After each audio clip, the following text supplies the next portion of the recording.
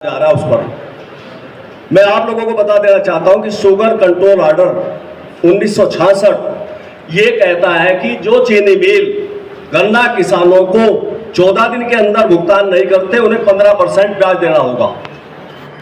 और जिन चीनी मिलों पर ब्याज भी बकाया है, गन्ना भुगतान बकाया है, उन्हें गन्ना ढुलाई किराया काटने का कोई अधिकार नहीं है। लेकिन केंद्र सरकार ने और प्रदेश सरकार ने आज तक उस आदेश का पालन नहीं किया, दुर्भाग्यपूर्ण है। शुगर कंट्रोल ऑर्डर 1966 किसान के फायदे में है, लेकिन शुगर कंट्रोल ऑर्डर 1926 जो लाया जा रहा है उससे निश्चित रूप से चीनी मिल मालिकों को फायदा है, किसानों को कोई उससे लाभ नहीं है। बात आती है कोल्लू और करेसर की। मेरा सौभाग्य है कि मैंने चौधरी चरण सिंह जी के साथ भी काम किया 1980 से 86 तक। उसके बाद चौधरी महेंद्र सिंह टिकैत जी के साथ बहुत गंभीरता से और बहुत ज़्यादा काम करने का अवसर उसमें मुझे मिला। चौधरी चरण सिंह जी कहते थे कि जब तक छोटे छोटे कुटीर उद्योग धंधे देश में नहीं लगेंगे तब तक देश मजबूत नहीं हो सकता। मैं एक बात और जोड़ता हूं कि इस देश के अंदर किसानों की जब तक परचेजिंग पावर नहीं बढ़ेगी तब तक देश इकोनॉमिक रूप से मजबूत नहीं हो सकता, विकसित भारत नहीं बन सकता। आज मैं यदि बात करूं पश्चिमी उत्तर प्रदेश के गन्ना किसानों की, मैं दावे से कहता हूं इस मंच के माध्यम से भी कि सबसे ज्यादा कर्ज, मैंने डेटा निकलवा है बैंकों का, सबसे ज्यादा कर्ज इस देश के अंदर पर कैपिटा गन्ना किसानों पर कर्ज है। उसका कारण यह है कि इस देश के गन्ना किसानों को, इस उत्तर प्रदेश के गन्ना किसानों को जो सबसे बड़ा गन्ना उत्पादक राज्य भी है, यहां के किसानों को उसके गन्ने का आप लाभकारी मूल्य को तो छोड़ दीजिए, पिछले 45 वर्ष से मैं भी इस पर बोलता हूं कि इस देश के किसानों को उनकी फसलों का लाभकारी मूल्य मिलना चाहिए, लेकिन लागत मूल्य भी सरकार नहीं दिला पाई। यदि आप लोग यहाँ बैठे हैं, कोई मुझे बता दे कि कितनी लागत आती है गन्ने पे तो मैं मान जाऊं, लेकिन मैंने निकाला है 550 रुपए लागत। बहुत थैंक यू, बहुत बढ़िया कही सांगवान जी ने। मैंने निकाला है अक्सर से 550 रुपए कुंटल उत्पादन लागत आ रही है। यदि मैं बात करूं महान उस व्यक्तित्व की, डॉक्टर स्वामीनाथन जी की, तो डॉक्टर एम एस स्वामीनाथन जी ने कहा है कि C2 प्लस 50%, किसान 50% लाभ किसानों को उसकी फसलों पर मिलना चाहिए। तो उस हिसाब से गन्ने का रेट होना चाहिए कम से कम 825 रुपए क्विंटल।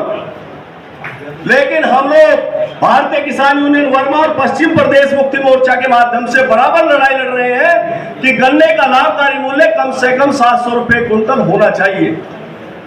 साथियों, मैं बात करूं सन 1967 की, जब चौधरी चरण सिंह जी उत्तर प्रदेश के मुख्यमंत्री होते थे, तो उस समय गन्ने का रेट होता था 12 रुपए 10 पैसे क्विंटल। उन्होंने 5 रुपए बढ़ा आते ही 17 रुपए 10 पैसे हो गया।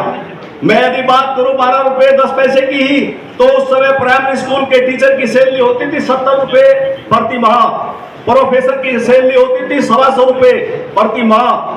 1000 गुने से ज्यादा बढ़ गई है उनकी सैलरी।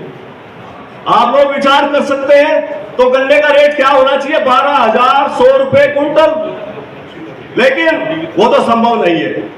लेकिन 700 रुपए क्विंटल कोई लूट नहीं है कि 700 रुपए क्विंटल इस देश के और इस प्रदेश के गन्ना किसानों को मूल्य मिल जाए तो हम कर्ज से मुक्त हो सकते हैं। केवल इतना हो सकता है।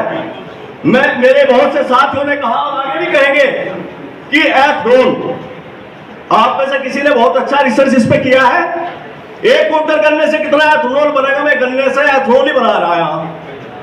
चीनी का और गुड़ का झंझट ही खत्म करिए। बताएगा कोई? एक्यूरेट नहीं, आसपास बताए कि कितने लीटर अल्कोहल बनेगा 1 क्विंटल गन्ने से? बताओ थोड़ा सा, कोई नहीं बता पाना, मैं बता देता हूं। 3 से 4 लीटर अल्कोहल बनेगा। आप जो है 52 रुपए रेट है सरकार का एथनॉल का, 52 रुपए बेच के गन्ने का पेमेंट मिल जाएगा किसी को? 400 भी नहीं मिलता। ये इशू ही नहीं है। एथनॉल से कोई फायदा गन्ना किसान को होने वाला है ही नहीं, चीनी मिल मालिकों को भी नहीं होगा। मैं आपको बता देना चाहता हूं, गन्ने से चीनी मिलों में चीनी बनती है, मोलासिस बनता है, बगास बनती है, प्रेस मड बनती है। इसका मेन पार्ट है सीरा, और सीरा नहीं, ये है हीरा। अभी चीनी मिले मलिक साहब को बहुत अच्छे से मालूम है, इन्होंने किया बी हैवी सी हैवी। पहले सी हैवी में चलाते थे चीनी मिल, कम मतलब चीनी ज्यादा बढ़ाते थे, इसीलिए तो बढ़ाते थे चीनी कि भाई एथनॉल और अल्कोहल कम बने। लेकिन अब इन्होंने कहा कि चीनी देश में ज्यादा बढ़ रही है तो इसे कम करें, तो ये चले गए बी हैवी में, यानी कि मोलासिस ज्यादा बढ़ा रहे हैं। कुछ टाइम से मोलासिस के रेट भी ज्यादा बढ़ेंगे। तो जो मोलासिस 6.5 लीटर आपके गन्ने से, 1 कुंटल गन्ने से जो बनता है, उससे लगभग 1.5 लीटर अल्कोहल बनता है। और 1.5 लीटर अल्कोहल मैं आप लोगों को बता देना चाहता हूं, उस 1.5 लीटर अल्कोहल जब वो शराब में इस्तेमाल हो तो सरकार को 1200 रुपए प्लस सरकार को एक्साइज ड्यूटी के रूप में जाता है। महत्वपूर्ण बात ये है, ये पढ़ना चाहिए प्रत्येक किसान के बच्चे को, नौजवान